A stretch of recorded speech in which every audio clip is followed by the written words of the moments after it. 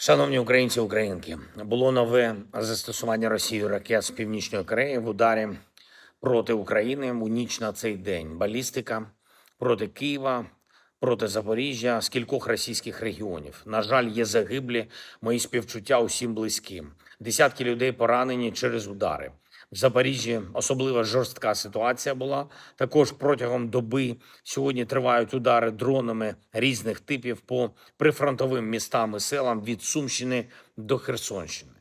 Нічні ракетні удари були з території російської Курщини, з Ростовщини, з Орловської і Воронезької областей. І зараз знов була загроза через балістику.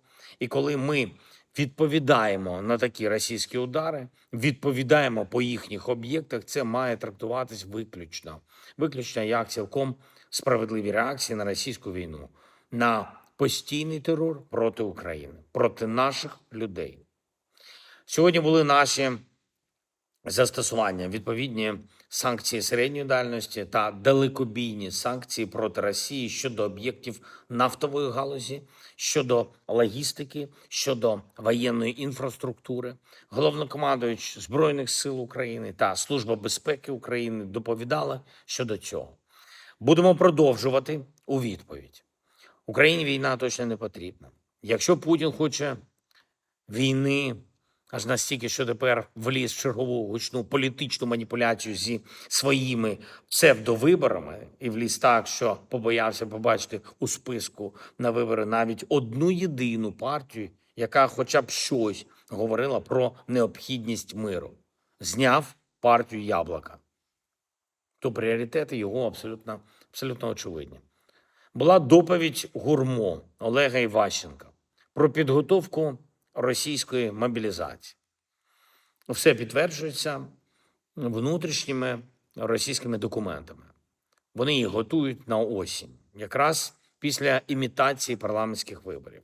План у Путіна не особливо складний. Він хоче зобразити, що росіяни начебто підтримують війну. Якраз всі партії, які поки допущені, так чи інакше проти миру. І потім, після так званих виборів, планує додаткову швидку мобілізацію кількох сотень тисяч росіян до кінця року. Плюс ще стільки ж на наступний рік. Це на додачу до набору, який вони намагаються виконати по контракту. Втрати російського контингенту на території України щомісяця не менше 30 тисяч осіб. І 60% з них убитими. Загальна кількість окупаційної армії на нашій землі поступово зменшувалась завдяки нашим активним діям та передусім нашому застосуванню дронів.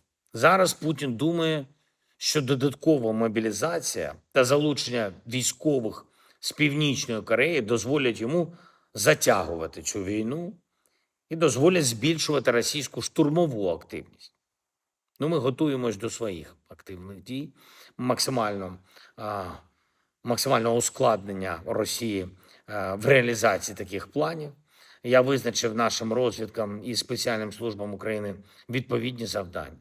Ще одне, була доповідь переговорної команди. Ми передали американській стороні наші пропозиції, і Америка може і допомогти нашому захисту, і передусім з ППО, і тиснути на Росію заради того, щоб плани були інші, готувати закінчення війни, а не затягування. Я дякую усім, хто допомагає нам захищати Україну, захищати наших людей, захищати нашу незалежність. Будь ласка, бережіть себе, реагуйте, будь ласка, на тривоги. Слава Україні!